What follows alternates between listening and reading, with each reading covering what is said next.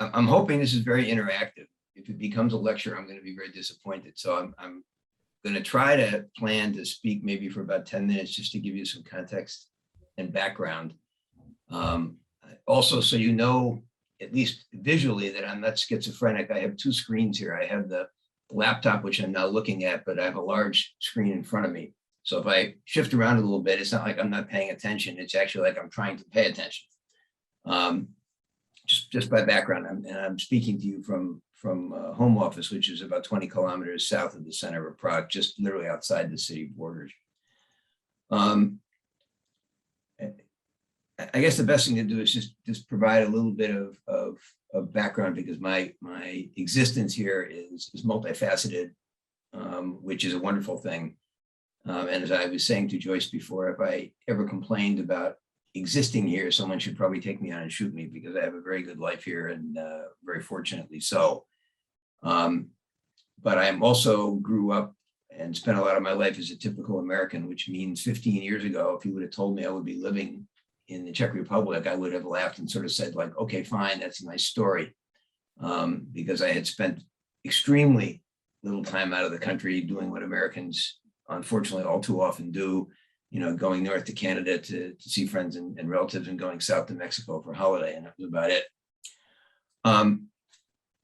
My background is a mixture of things, although it has settled into finance. I have a third, scary to say, there's a third of a century in finance, almost all of which is a combination of consulting and investment banking. And all of that is in sustainable development and clean energy and energy technology. And I have friends of mine who joke with me that, I think they're joking, that they keep looking for people who have been in the sector longer than me as a financier, and they can't find anybody. And I'm not sure if that's good or bad.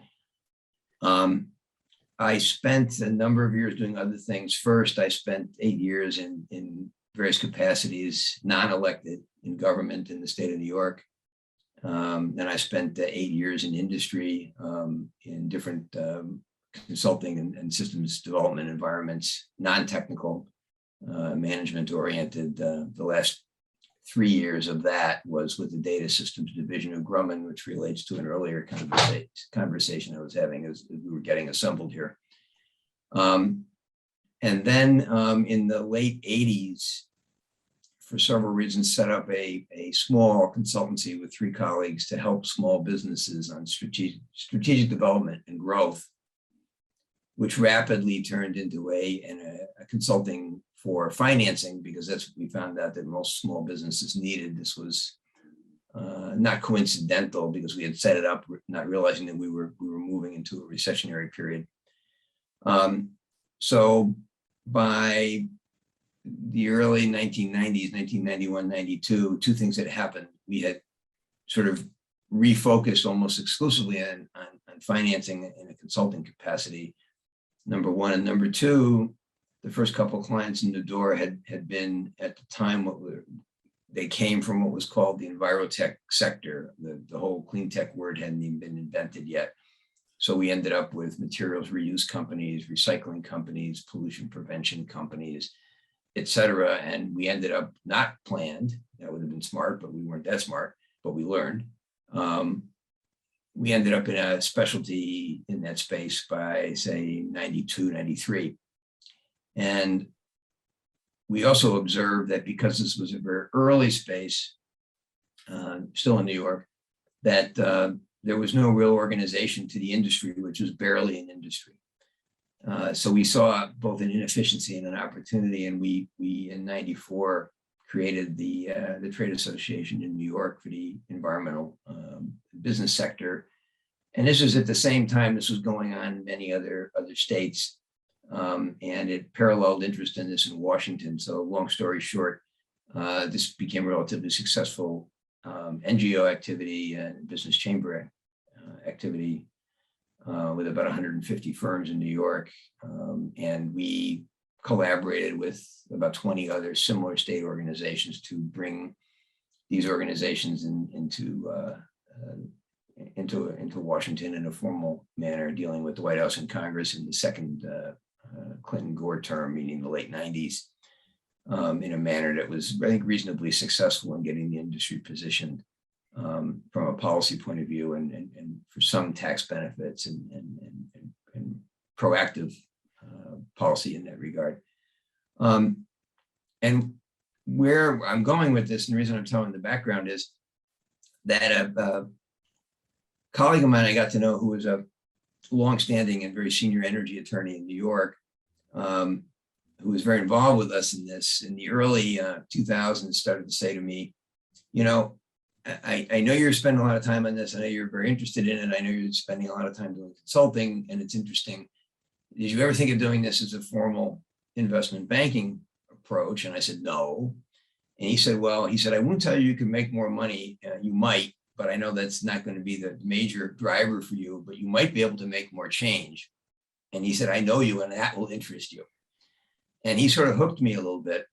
So he persuaded me to let me be introduced to a couple of firms in New York who were looking to build clean energy, clean tech practices at that time, which was 2004. And after a period of time, I agreed with one relatively small firm that we would cooperate. I would join them and I would build a small clean energy finance team. This is at the very end of 2004, but the condition was that they recognized that the market was not just domestic, it had a global aspect. And while they weren't large enough to be global, we would at least take a shot at being transatlantic. And this was on my mind because I was doing consulting at that time, an interesting consulting project for the government of Finland, helping young Finnish companies focused on clean tech see if they could actually achieve market entry in reasonable fashion into the US. So it had sort of woken me up to the whole opportunity. And the firm agreed to do that. And then we began to think about where in Europe it would make sense to try to explore this approach. And for a whole bunch of reasons, some coincidental and some as a result of some exploration, we decided that trying to put feet down in the Czech Republic in Prague would be not a bad thing to do. It might be opportune given some of the market signals we were seeing and the advice we were getting from people as diverse as business people who already had looked at the market, people who were at the US Embassy in the Commerce section, people who were at the Commerce Department in DC who we knew. And so in April of 2005, we made a decision that we would try to do something in Central Europe based out of Prague. We didn't yet know what it was. We knew it would be focused on clean energy. And to sort of serendipitously kind of seal the fact that we had made a very wise decision, the following month in May of 2005, on a blind internet date, I met my now wife, who happens to be Czech, in New York. So the stars kind of aligned on a number of things, and we began to make trips into the Czech Republic starting in the fall of that year, and actually lived in Prague and New York for 3 years, from late 2005 to the end of 2008, spending about 2 months in New York and a month in Prague, exploring various opportunities. As you know, in 2008, the financial crisis reared its head, which was a negative thing for me in the sense of the opportunity, because all the investment banks that had new initiatives started to sort of, curtail those initiatives that included the firm I was working with.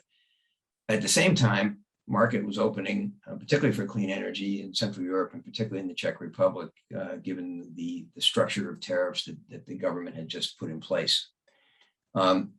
So my wife, who tends to be much smarter than me, when we were in Prague in December of 2008 for holiday, basically said, you're much busier here now than in New York. I said, yeah, that's true.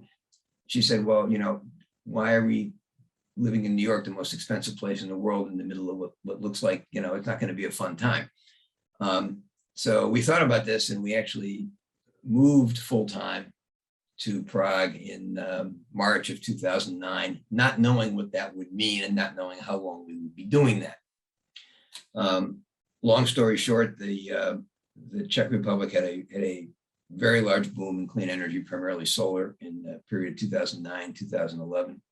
we did very well in that period of time. When I say we, I mean the Czech firm that I associated myself with when I arrived here. And we're very fortunate in that regard. And became very busy, not only here, but then transferring that skill set to other places. So fast forward, I've now been here full-time permanently for a dozen years. I became a Czech citizen 6 years ago. I've done projects in places as diverse as the Czech Republic and the Slovak Republic, but also the Kingdom of Jordan and Kazakhstan and a couple other places.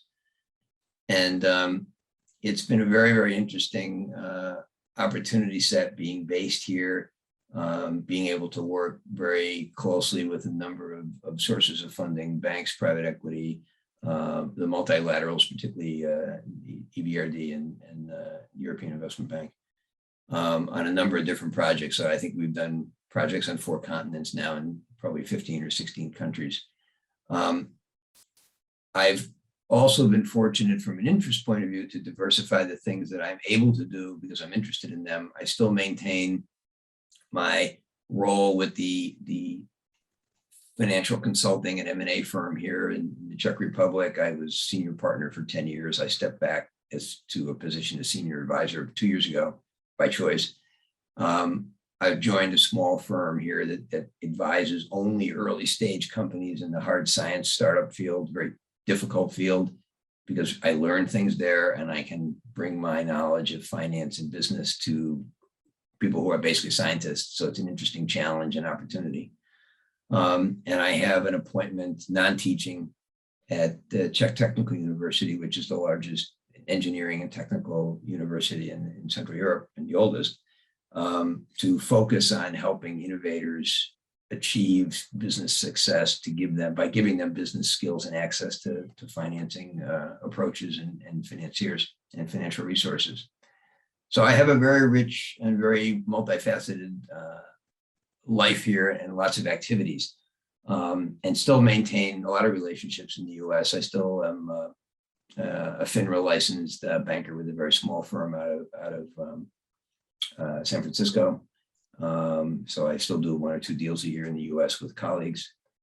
It's just all in all been a very interesting existence, and I would be happy to talk about any particular aspects of it that anybody would like additional information on or would find to be of additional interest. Central Europe is a very interesting place to be. It's particularly interesting now, politically and from a policy point of view, as we see the tug of war between what I would term center politics and populism. It affects business climate here, and it affects the comfort of investors. That is, to some extent, the risk issues there are to some extent counterbalanced, of course, by the fact that the EU was before COVID, and now with COVID is even more so extremely able to bring financial resources to the table, particularly for large projects, which mitigates some risk and provides a lot of non-dilutive capital. So it's a very interesting time and interesting place to be. And I'll sort of stop there. Philippe, maybe turn it back to you to hopefully direct some questions or discussion.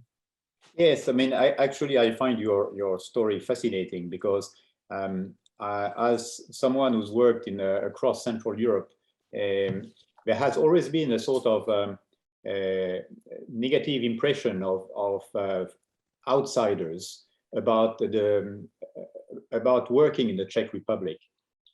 People saying, well, the Czech Republic is a great place, it's about great engineers, but it's almost impossible to do business there, for a number of reasons.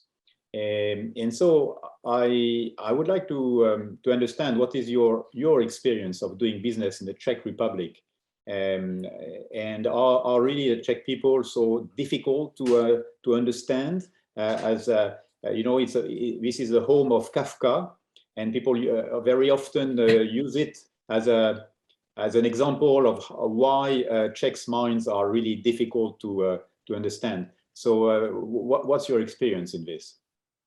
I'm going to answer that by sort of shifting the conversation one country to the east, because it's a very specific story I want to tell, and the names are not going to be presented to protect the guilty, but About 6 years ago, I spent time for a couple of years with a US-based client who was attempting to do a series of energy projects in Slovakia. And actually, there's 2 stories I'll tell. This is the first one.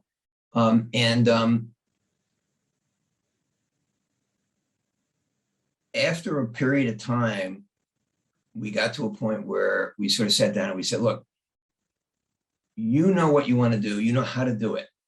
You know the technicalities of it. You know the financial parameters of what you want to do.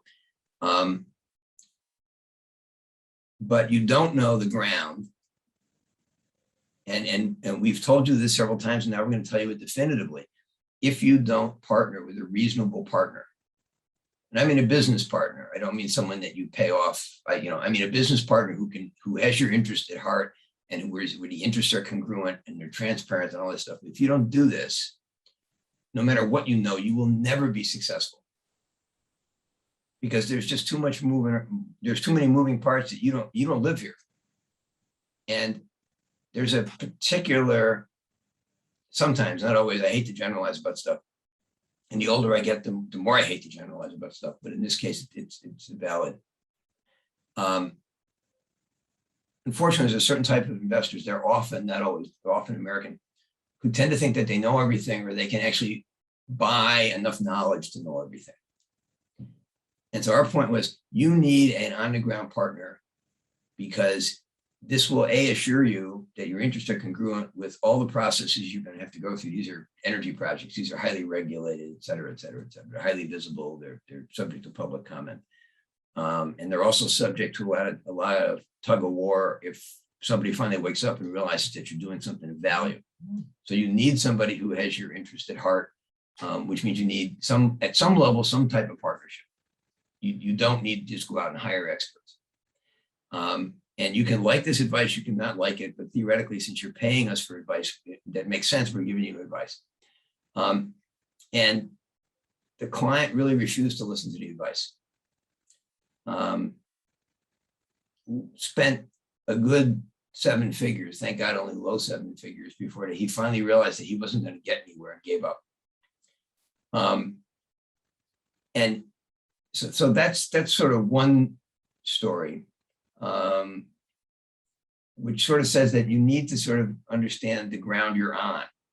And all too often, I think, particularly from Western investment environments, there's a view that the ground has to work exactly like people are used to where they came from, or it's too risky because they don't want to take the time to understand how to make it work, when in fact the market opportunities are very large, the space is open, and you have to figure out the appropriate business model that works. And I would say this, and I want to reemphasize this, and Philippe, given his background, will understand where I'm coming from. Everything that I do is designed to be financeable by a multilateral, which means it needs to be transparent, clear, on the table, et cetera. I don't touch stuff that's not, because it's just a waste of time. And I tell people this, and I tell prospective clients this. And there are clients in the region, a couple over the last dozen years, which is not too bad, who have sort of got up and left when I said the word transparent, because they have something else in mind. And that's okay. I don't want to deal with them, and I don't have to deal with them. But the point is that if you have a project that's reasonable enough to actually attract that kind of interest, you have a project that really is worthwhile. And you have a project where typically the returns are going to be above what you might see somewhere else, but the risk is actually caveated because you have multilaterals behind you and no one's going to screw them. And we go through this with clients. The people who have worked in the region or come from the region, they understand this. The people who are coming into the region for the first time, it really takes an education, and you have to have a client who's actually willing to listen to advice, not just pay for it because they think they have to have it, and that's a whole different thing. And the difference between the two, I think, to me, really is whether you have a client who can be successful or you have a client who's destined to fail. And I'll tell one story about that piece, and then I'll come back again for maybe some additional questions or comments. We had, when the solar boom was really booming here, and 2 terawatts of solar got built here over 2 years from nothing. And in part, they got built because the tariff here was frankly, unconscionably high. It wasn't sustainable. At the end of the day, was not sustained, and that ended up in a lot of litigation. But it attracted a lot of people because it was very high. And we had a fund from New York come in, and on a recommendation, one of the partners there knew someone I knew, and he called me and said, could we hire you to help us find projects and talk to people? And I said, yeah, you might be able to. Let's talk about that. And we ended up saying yes. So they hired us to provide some advice and guidance and introductions to potential reasonable projects of size, et cetera. And so we started to give a little bit of advice. And one of the things we said was, because people in Central Europe are not stupid. And in fact, some of them are very sharp and very smart business people. And there's nothing negative about that. So one of the things we said is, look, the reason you're hiring us, you're hiring a Czech firm, is you don't want to be seen as the investors from New York until you know what the cost of the deal is. Because if you're seen that way immediately, the cost of the deal will be X plus, and you will never know what the X was. So we basically said, don't show the flag. You're hiring us. Let us start this process. We'll come to you when we think that things are reasonable, because we don't want to waste your time. And since we're largely incentivized by your success, and we have obviously an interest to see you get stuff done, but we don't have an interest to want to have you waste your time. And so they said, okay, fine. So we start to go through this, and immediately the partner of the firm who would come here frequently, who I think really felt that he had to prove himself to the other partners, would insist on being at every meeting. And we would sort of say, well, we strategized about this, and we said that this was not a good idea. And we just couldn't get him to change his view. And then we said, look, we have an office, we'll host the meetings, et cetera. And he would do this, and then he would say, well, okay, let's do the second meeting. And he would get up from the table with these people and say, why don't we do the second meeting at my hotel? And they would say, okay. And he said, well, I'm staying at the Mandarin. So, immediately they know here's an American who represents a fund who's staying at the most expensive hotel in Prague. So after about 3 months, we called them in and we fired them. And they were like, we're paying you. Why are you firing us? And we said, because you'll never close a deal. You won't ever see anything that at the end of the day will pencil out where you need it or want it, because you're blowing up your own environment, and you're doing this persistently. And we can't seem to advise you to do otherwise, and we have other things to do.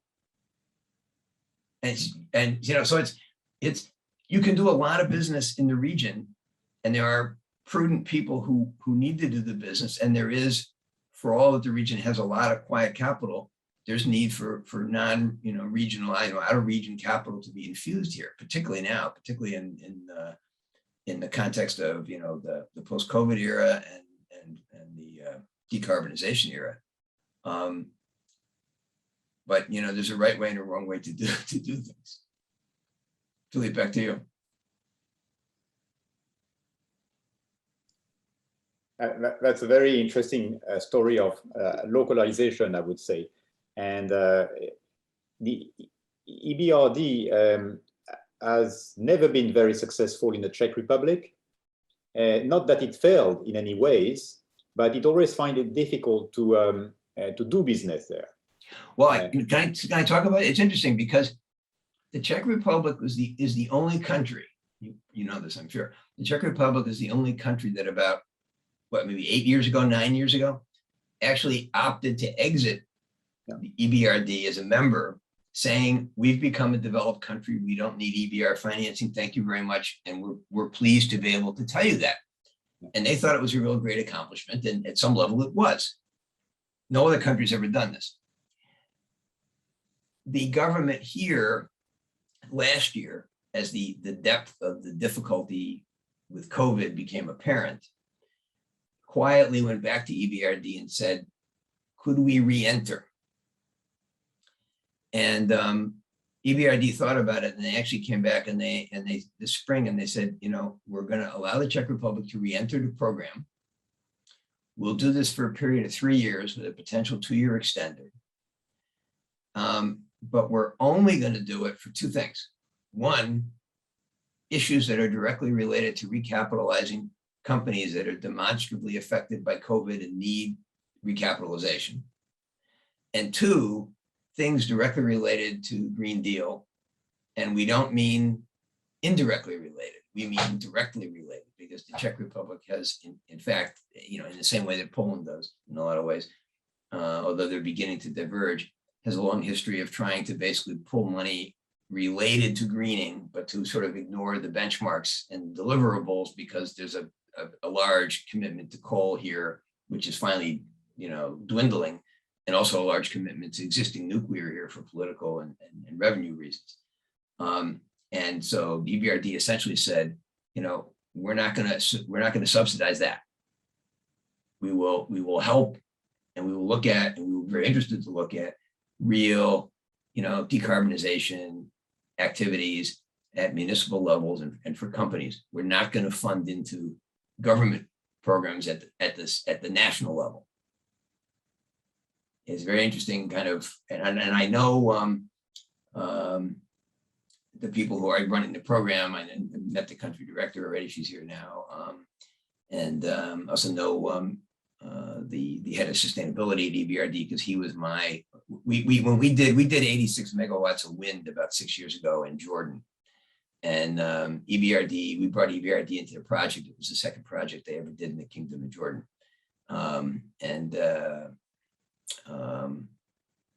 and Harry, who was our counterpart at EBRD from Egypt at the time, is now head of sustainability for EBRD.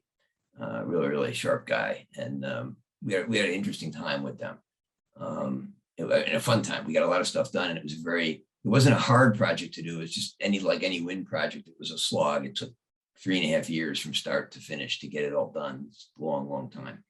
But we were lucky. We had a really good client, a bunch of smart guys, young guys who really were committed to doing this and stuck with it, and they deserved the success, and they got it. It was great.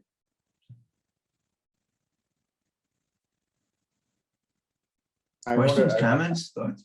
Yes, I wonder if my colleagues have questions, because I've got a lot of them, but I don't want to monopolize the floor. So any question from you guys? I have just kind of a comment. Ira, you used a phrase, I thought I heard you say envirotech. Is that correct? Yeah. Predates clean tech. I actually worked for a company named Envirotech back in the mid 70s to the early 80s, before it was acquired by Baker Hughes. And we had 2 divisions, which I happened to work at both of them at one time or another. One was in the process equipment group, which manufactured equipment that separated liquids from solids, used a lot in mining. And then the other division was called IMCO Mining Machinery. We made LHDs, load haul dumpster, like front end loaders that go down to mines, scoop up coal, take them to a train, and then it comes up to earth. And actually, there was 2 companies in the Czech Republic that were very big customers of ours. Before the Russians kind of took over some of that, and we did business with them. And so Envirotech is actually still a registered name in the United States. So I had to kind of, the company that I worked for was folded into Baker Hughes, because they took over the Tennessee Valley Authority management of the dams, the whole kit and caboodle, and they underbid the project and they went out of business. Well, Baker bought them and then closed them. So, and I went to work for them as well. So when you said Envirotech, I actually woke up. Thank you for that. Okay. But one of the things I just wanted to mention to you is, you made a comment about the American arrogance, and I've actually been in a few countries, some 3 of my clients are doing a lot of business in Europe, and this is one of the reasons why I'm interested here. And I got to tell you, I have, as an American, been there and not recognized or identified myself, run into that same thing, just having a dinner in a hotel and overhearing some of the conversations. But one of the things that's kind of interesting is that when Americans stay in very expensive hotels, they're not looking to show off their money as much as they're looking for security. And I find it a little offensive that people jump to that conclusion that because they're staying there, they're not only flaunting their arrogance as well as their money too. But, you know, if you're an American and you don't have a lot of experience in a foreign country like that, particularly the one that is, you know, has a long history of bad dealings, if you will, with people, it's difficult for an ignorant American to come over and feel safe someplace. You know, there's some of the hotels I've been to, I won't call them the Motel 6s, but they've been cheap. And I got to tell you, I didn't sleep at all that night. I stayed up with my back to the door and was ready for anything to happen. So, but I hear what you're saying, and I wish there was a way to do that, but people need to further their understanding. And to that respect, I wholeheartedly support your comments that people need to understand how business is done in a particular country, and they need to employ the appropriate people, but sometimes they're very hard to find. And 2 years ago, we were looking to do kind of a joint venture with somebody and then eventually turn it into a wholly owned subsidiary. And we did a lot of homework on several different people. We actually going from person to person or firm to firm because everybody wanted full control of everything. They just basically said, put money in our checking account, tell us what you're looking for, and we'll take care of it. But we want full control. Yeah, it doesn't quite work. So we basically pulled out of those countries. And we were glad we did, because 2 of the firms that we looked at actually had a raid and were arrested for doing a lot of, let's just say, negative things. So, but yeah, no, you have to. Yeah, you're right. You have to pick your partners, your potential partners, very carefully. You have to understand, you know, the context in which they're operating in. You got to do your diligence. Absolutely. Yeah, and I appreciate you bringing that out and saying that, because it is so true in any country you go into. Even if you're a foreigner coming in the United States, you know, we got a lot of bad actors here as well too. You know, it's an interesting point, because I spend a lot of time now in this example, primarily for younger companies, but helping them sort of look at how to enter U.S. market. And part of it is, you know, who could you collaborate with? Who could you joint venture with? How do you figure that out? You're absolutely right. You know, the navigation skill is just as important going the other direction. If I could just add 2 comments to Rodney's, just picking up on your hotel comment, Rodney, it's kind of funny because in a lot of countries, it's the fancy hotels that get blown up, not the cheaper one around the corner. So the safety is maybe illusory. Well, that's why I let the clients that I work for stay there, and I go to the cheaper ones. So you were a lot safer. Well, what I find interesting, and I had a recent example of it, back to Ira's comments in terms of local partners. Obviously, fintech is taking over the world, and I came across an exercise where I helped somebody. They were looking to find a local partner, fintech partner. And if we think due diligence is, you know, tough locally on sort of, you know, traditional industry and commerce, trying to do due diligence on a fintech startup is very, very hard. And I'm just recently, a couple of months ago, one very, very grateful person who was about to do a collaboration with a local company. We got to find out through the grapevine that they weren't paying their bills, and therefore we're clearly not in a sound financial situation, and therefore a partnership would have just been a big sucking sound.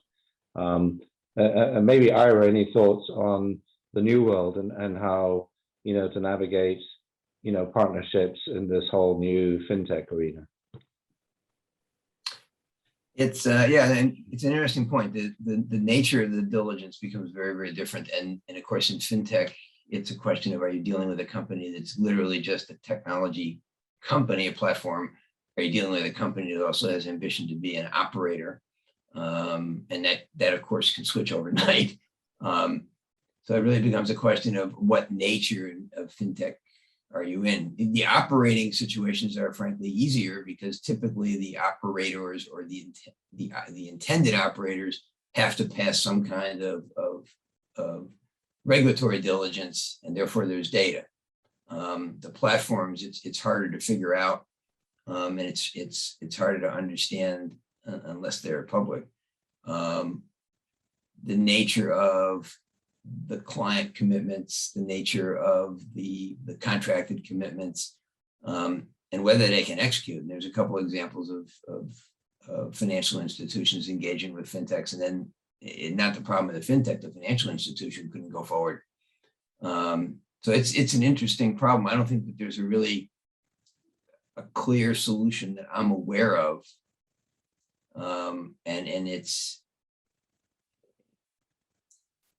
the only thing I can think of is dealing with a couple of situations. It appears to be easier to assess a fintech, oddly enough, that's actually doing a cold startup or the cold startup of a division for an existing institution. It's much harder to assess the opportunity and the risk for a fintech that's dealing with an existing institution, and the premise is it's going to try to reconfigure its operations. It's very difficult, and the existing systems, the existing banking systems are so complex that I know that the banks who have been successful by and large have simply elected to stand up whole new operations and let the old ones wither, because the cost of modifying them is just incalculable, basically. I don't know if that's helpful or not. It's not an area that I'm spending a lot of time in, but I am dealing with a couple of clients in the sector, and also a couple of clients who are trying to figure out whether they want to be in some aspect of the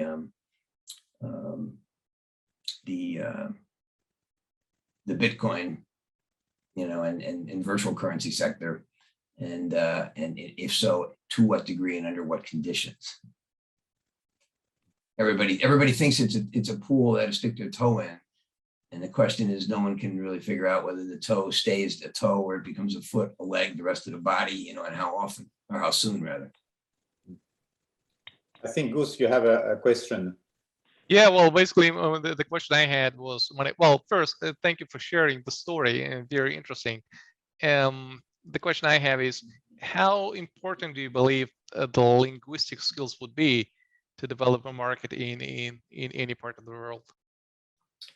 I think they're very important, and in that sense, I think that I'm extraordinarily lucky because my linguistic skills are nil, very candidly, and this is a continual source of discussion at home because I'm the very classic person who late in life, coming from the U.S. where I'm lucky I know English, find myself in a place where English is certainly not the dominant language, but it is a very, very broadly used language in business and commerce, and that has been a real saving grace for me. And one of the reasons, frankly, we chose to explore here originally, because we were told that and knew that. Nonetheless, it's a challenge, and I wish that it was not a limitation for me. We continue to talk about this at home. My wife is a PhD in linguistics from Charles University here and translates between Czech and English for a living. So I don't want to tell you about the dialogues we have here. It's always better, I think, if you can deal with someone in their native tongue. They don't expect you to be fluent, but they respect the fact you're trying. In my sense, I wish I was able to try harder, it's better. It's not necessary. I will tell you, the firm that I'm at here as advisor, the finance firm, we have about 20 people. I would say at least 3/4 of them speak English.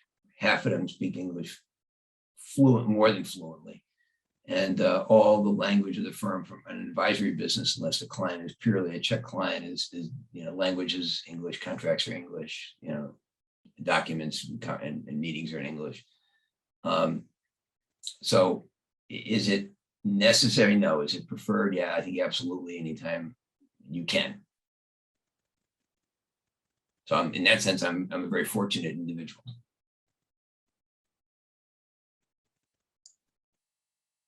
I think that's especially true nowadays, that a lot of young people are being taught English at school. Probably it was not true 20 years ago when the Berlin Wall fell, or and it was a kind of a forbidden language. English. I'll tell you a funny story about that. We moved when we got to Prague in 2009. We lived for 2 years, and my wife had a flat. And we lived in the flat while we were trying to figure out what to do, how long we would really be here. And we just didn't know what was going on. And long story short, we decided that we wanted to be outside the city, and that we bought a house. We bought the house we're in now. We've just been here now a decade. And so one of the not so humorous comments my wife made to me was, she said, well, we're moving to this village because it's a relatively small village. And she said, you'll have to learn some Czech now, because it's not like you're in Prague. You'll have to talk to some of the neighbors. So we were here a couple of months, just getting sort of settled. And I take the train into work generally, because we have a small train station, literally like, a half a kilometer from my door. I mean, again, I have a very fortunate existence. And the train was out of service for 2 weeks for some track maintenance. And there was a replacement, like minibus, that would take you 3 kilometers to the next station.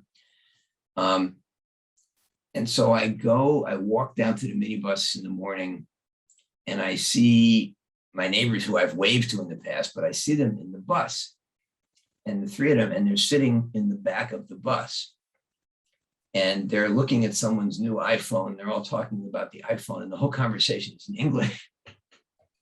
So I walk over and say, hello, and we had this engaged conversation. Oh, we can talk with each other. So I come home at the end of the day to my wife, and I said, oh, I met the neighbors, had a wonderful conversation. And she said, basically, stop bullshitting me. And I said, no, I really did.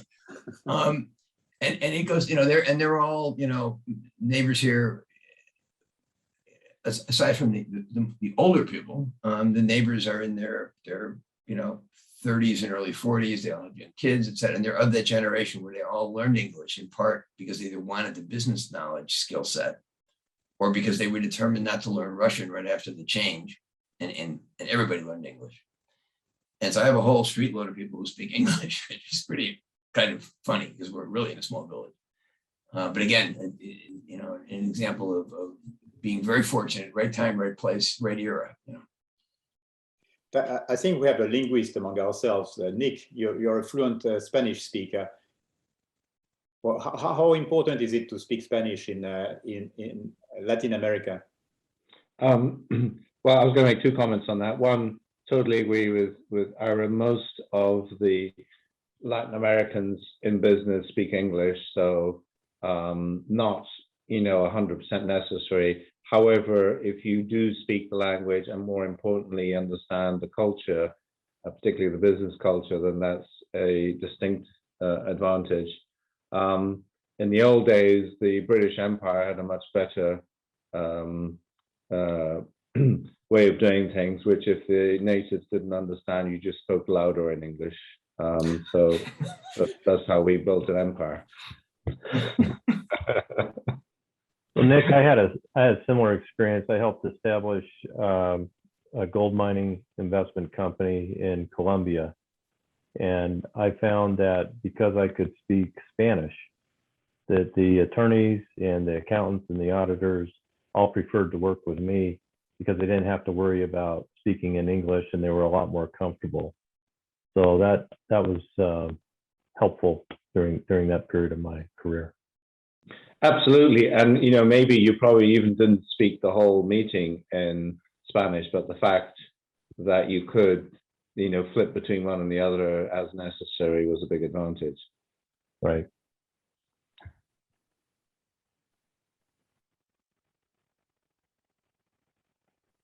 And so how Questions, about the comments? sort of strange characteristics of the Czech people?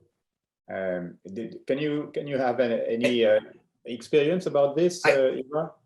Yeah, no, I can say one thing. It was something actually Nick said reminded me of. I don't know why, but one of the things that's interesting is if you're doing, at least in my experience, if you're doing a finance deal in the U.S. with investors, most times investors expect that they will not take the entire risk of the deal, that there will be co-investors. They'll do that in some, structured form, some syndicate. It's an expected activity, and the nature of what that looks like, and how the interests are appropriately structured, as legal matter. In Central Europe, it's that plus other things. People moved very quickly after the change in '89 to basically consolidate position, create opportunity, seize opportunity, et cetera. This is still, in business terms, it can be a very sharp elbowed place. So when I first started dealing with investors here about opportunities, I would say to them, well, what share of this risk do you want to take? And are you looking to sit with one or two or three other parties? I mean, what's the deal, from your point of view? What should it look like? And they would look to me and they would essentially say to me, why should I think about sharing the risk, which in the US you would normally think about doing? Why should I think about sharing the risk with someone who might turn around and try to wedge me out of the deal, or screw me, basically? Because the attitude is that you, rather than walk into the room for a deal, in a lot of cases, you back into the room carefully. It's just, there's a different psychology. You worry first about whether someone's going to injure you. Then you worry about, can you actually work with them? I don't want to overgeneralize, and that's becoming, I think, much less true as the generations, change. But it was very palpable when we dealt with people in the solar boom, where we had, developers had property, they had 10% equity. They knew they needed other equity. And the fact that they needed other equity and they would have to collaborate, they would rather collaborate with a foreign investor than another Czech investor. That scared them because they know what they would do if they had the opportunity, and they were afraid someone was going to do that to them. And it really, it almost like kind of like a little bit of a Wild West kind of thing. Again, I don't want to overstate it. You can make too much out of these things, but that is a definite cultural difference. And that came from the fact that obviously the markets here were very raw and very young. And people were taking as much advantage as they could legitimately, and maybe sometimes otherwise, but as they could legitimately acquire. And it made it a very tenuous situation, where, could you get 2 or 3 guys in the same room and get them to basically nod up and down with each other and actually act accordingly? Interesting exercise. That's definitely a cultural difference in terms of the age of the market here. It also goes somewhat, even though I think this is overblown, to explain the inability still to risk rate some markets here. I'm reminded of a conversation I have every once in a while with a couple of banks in Western Europe, in places like the Netherlands. And I go like, why do you risk rate the opportunity to do a deal here differently than you would risk rate a deal in Austria? And they go, well, in Austria, we have 50 years of data. And Czech Republic, we have maybe 30. So we don't have that other 20 years. So there's an additional discounting for risk. And they really mean that. I mean, it's an analytical thing. Whether it's a legitimate thing to stand behind, that's a question. But if you accept that 50 years is a reasonable period of time, and you only have 30 years, and of course you have to discount it, and it gives you an excuse to basically say, I need some additional premium. And that's one of the reasons why, even though, Soviet Union's been gone a long time, there's still this kind of East-West scenario financially, because the risk rating is, by some people's eyes, legitimately different because you can't use the same mathematics. Very legitimate on one hand, very frustrating on the other hand.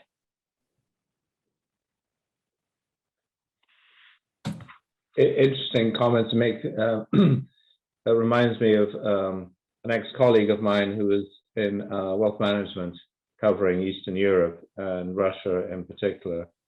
And he was phenomenally successful because he was very British, barely spoke Russian, and they all trusted him because they figured that he wouldn't be telling everybody else how much money this individual had. And he was phenomenally successful. And I used to ask him, why did you learn Russian? He says, because they wouldn't do business with me. So that's a kind of an interesting twist again on this language thing, where in some cases, actually, they trust the person who doesn't speak their local language, and therefore is not going to tell all, the rest of the market, what they're involved in and what business they're involved in, etc. Mm-hmm. I must say, there's also an interesting. I have a particularly interesting thing that I'm dealing with right now. I mean, I'm to the point now in career where I frankly only want to do things that are interesting to me because they're interesting. Ideally they'll make money. That's great, but they have to be interesting. I don't just do transactional stuff. I have no interest in it. It's boring. I don't need to do it. And I will sit with guys and they'll show me something. So that's okay, fine. That's a good business opportunity. But it's just not interesting to me. I'm not going to learn anything by doing this. You should do this. It's great for you. I'm just not going to learn anything by doing it. Let me have you talk to a colleague. And they're going like, but you can make money doing this. I go, but yeah, but it's not interesting to me. And that's not an understandable excuse. So there's been a couple of very interesting conversations where I just like, I'm choosing to spend time a little differently. I have options. And I'm trying to pick and choose a little bit. It's a really intriguing thing because I used to tell and this is because I'm not originally a finance guy. I used to drive people nuts when I was on Wall Street with this. We would have MBA students come in and spend some time with us at the investment bank, and I would say to them in the presence of my other colleagues who had grown up through financing only and come right into it from a finance background. I guess we're not in the business. The business is not about money. The business is about solutions. If you solve someone's problem, you'll make money because you'll transact. If you can't solve someone's problem, you won't make any money. And the guys who were pure finance guys wanted to kill me because they go, no, it's about the money. I said, yeah, but it's not about the money. It's about, can you solve someone's problem? If you can solve someone's problem, you'll get a transaction done. It's a different orientation. It's not like one thing's right and one thing's wrong.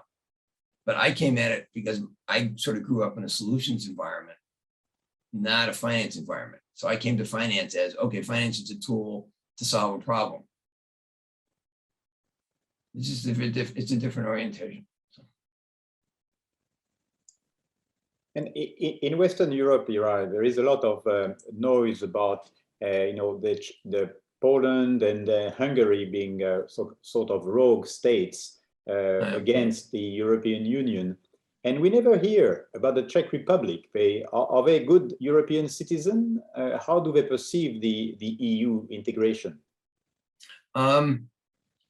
Well, the Czech Republic is an interesting place in that regard. And by the way, you're right about that. And I think for those who don't read it, if there's anybody,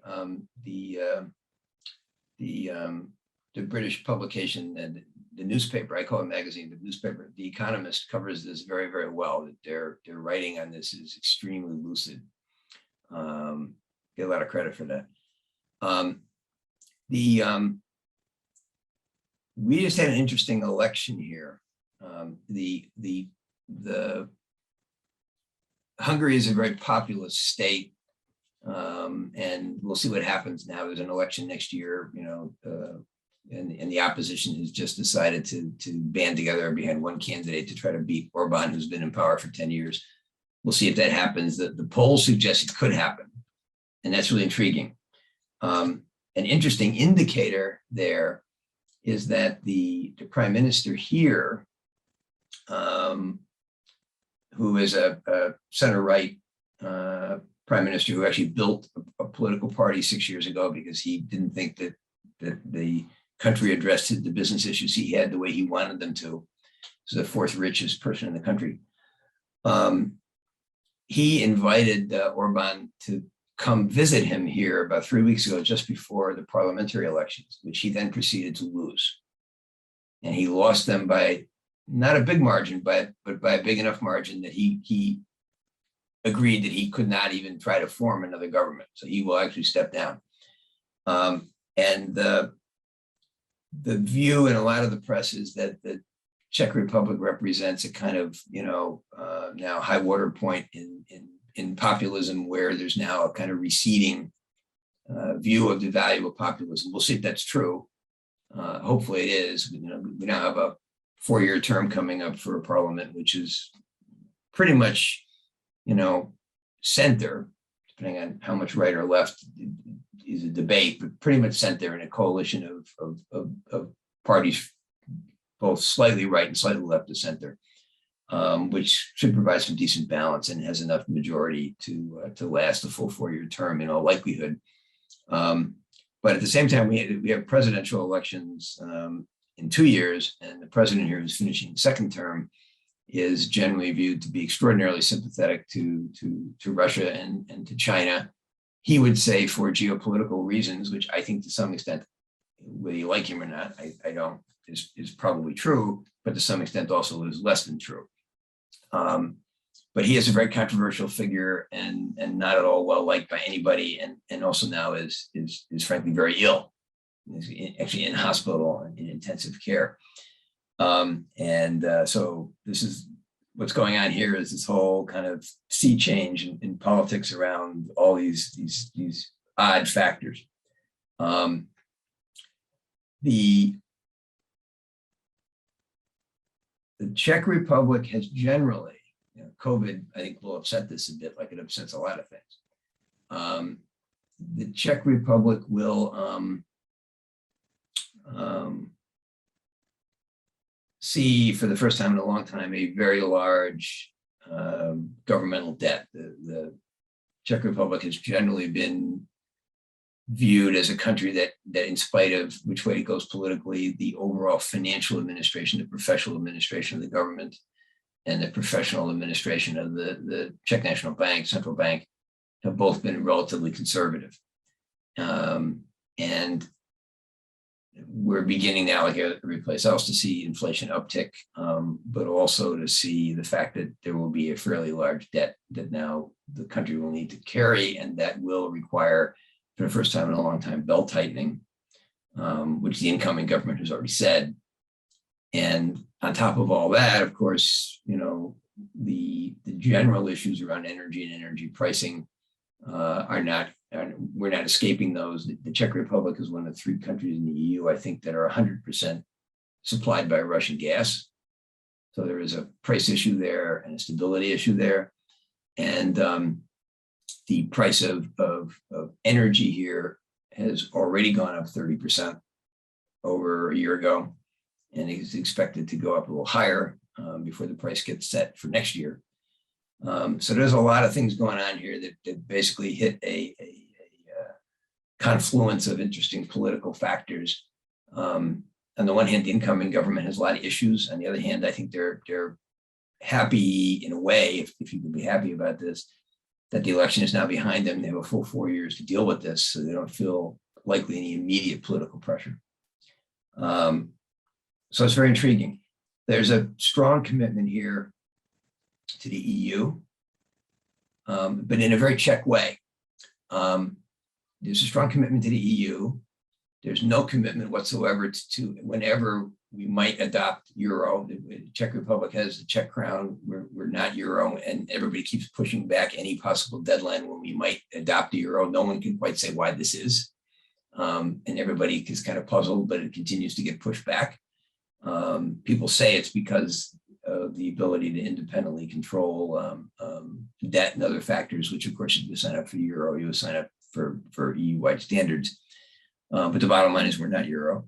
The Czech Republic is a very enthusiastic member of and supporter of NATO. The immediate past military commander in NATO is a Czech general who may be a presidential candidate next year. But on the other hand, the Czech Republic, because of its history, will not allow any foreign troops to be stationed in the Czech Republic. So NATO troops, transit the Czech Republic very frequently and are very welcome. They don't stay here. So there's a very Czechness to how this deals with, how this is dealt with, but you have to put it in the geopolitical context of the fact that this is a country that, from its point of view, looking outward, has twice in the last century been totally abandoned by allies who said otherwise. It was abandoned before, World War II, and it was abandoned in '68. It had platitudes and no action. So it walks a very careful line between what it believes and what it would like to believe, and tries to be, I think, really relatively pragmatic in the face of a lot of interesting, geopolitical facts. That's one thing I think it's very interesting if you don't live here. I always say that when you live here, you get a sense of, you can't take the geo out of geopolitics. There are certain things you can change. There are certain things you can influence. You can influence policy. You can influence economics. You can influence trade, but you can't change geography. And so there's always a need to balance, if you're in this part of the world, between, interests of quote unquote the West, whatever that means, and that means probably different things now than it meant even a couple of years ago, and Russia, because Russia will always be an influence in this region because it's there. And the fact of how that's balanced, to me, as someone who originally went to university way back to intending to teach history, which I never did, that's another story. It's just a fascinating, ongoing fact of life, and you have to live it. And literally, we live here and we'll probably die here, and we're committed to being here, and so you become very aware of it. Whereas if you're like me and you grew up in the U.S., all that stuff's on the other side of the ocean, and you really don't think about it. You just don't think about it. It's just not in your current scope of thought. And that's not true when you're here. And that's really interesting.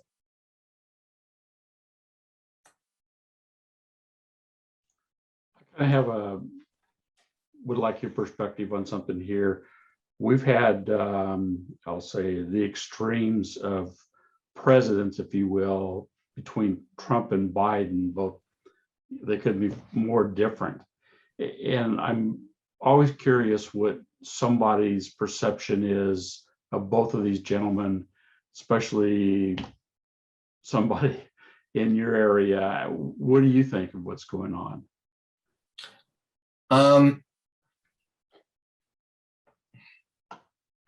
They're both crazy. I always say that let me put it this way.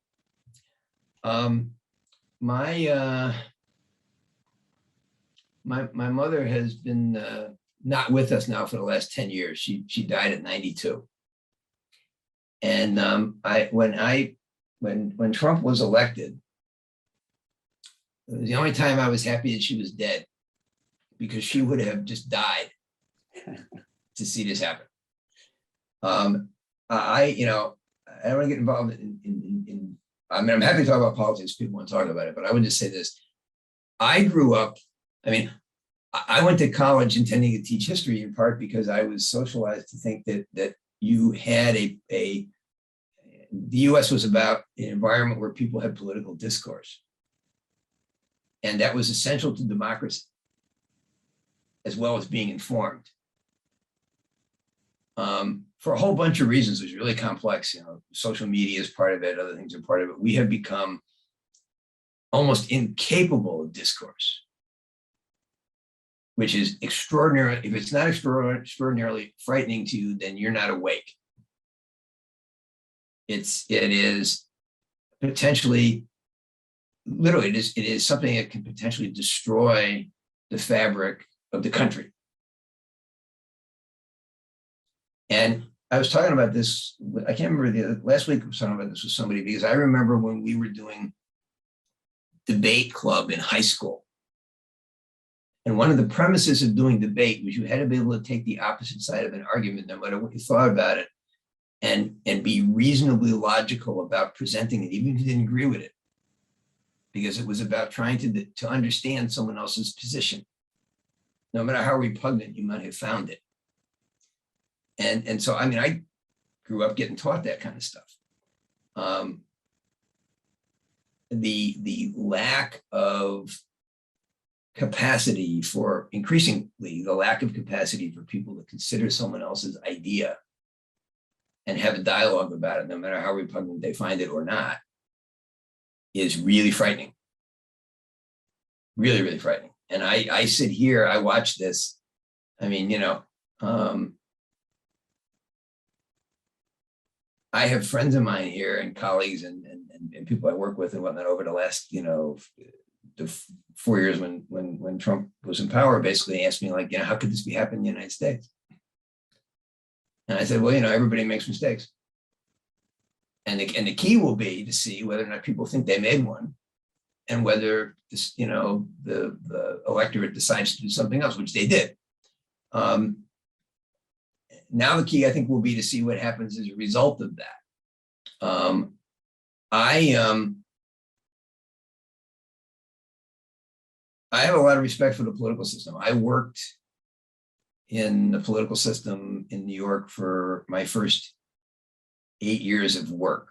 Didn't plan to, got into it by accident. And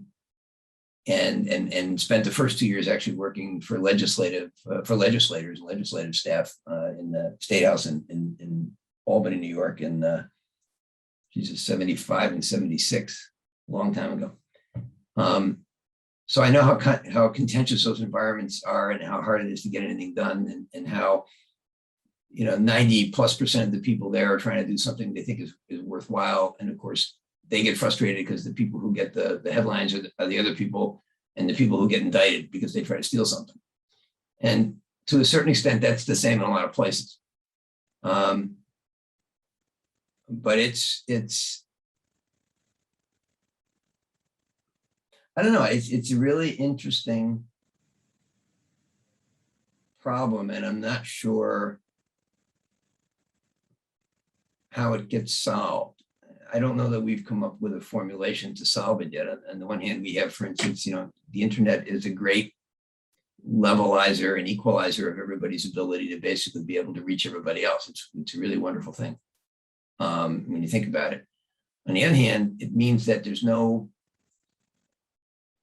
screen, you know, where you had to have enough value or weight of opinion to be able to make a case to get into an article or get into a book or get on, you know, radio or get on TV or whatever.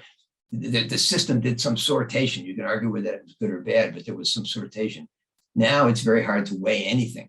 So A, it's hard to weigh the weight and the value of one person's internet presence as opposed to another. And B, and you don't know whether, by the way, whether that's simply a straightforward presence or a commercially supported presence or whatever.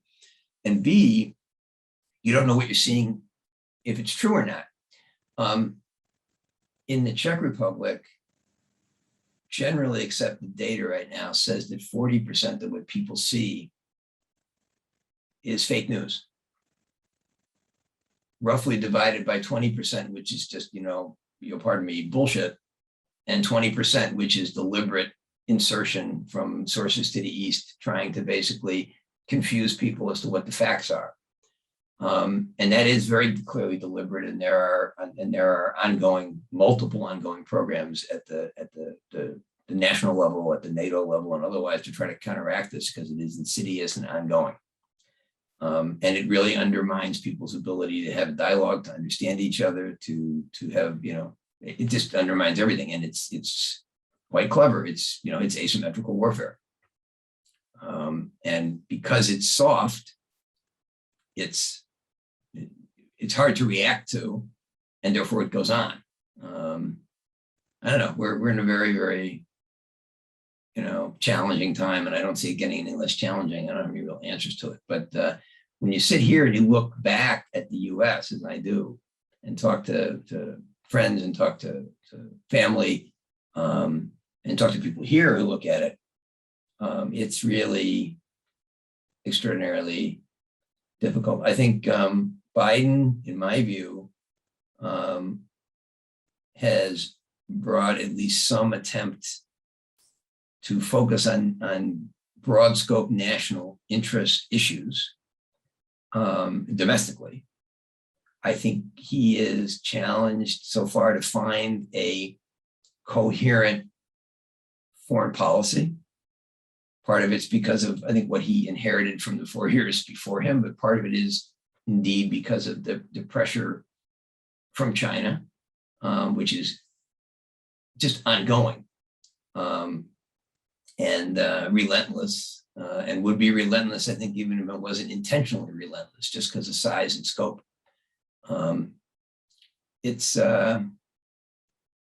I don't know, it's a really, really challenging era. I think I did see a comment last week that I think is actually right in the mark. And if there was one thing that disappointed me about the last election, it was only because I think the outcome was okay. I think the fact that people don't accept results is not okay. But I can't remember which show it was last week, but there was an interview. I didn't see all of it. I saw an excerpt from Condoleezza Rice, who, you know, I have some agreement with on some things and some disagreement with on some things, but I think generally you would say that she's a really a thoughtful and well-educated human being with a lot of experience. And she said they tried to draw her on what she thought about various individuals. And she said, that's not important. What's important is that the next election, national election, ought to focus on a new generation of leadership, whoever that is. And I think that's extremely important. And frankly, in the last 2 elections, in my view, the system failed, not because of who got elected or who didn't, but because nobody was able to reach to the next generation of leadership. And therefore, I think a lot of people feel disconnected because they don't see themselves represented. And it's a generational thing as much as anything else. It's just an opinion. So to me, I'm looking, on both sides of the fence to see who comes forward in that next generation, because I think that's really important to the future of the country. Anyways, this I can go on about, but I think if we're going to talk about this, we should all be drinking.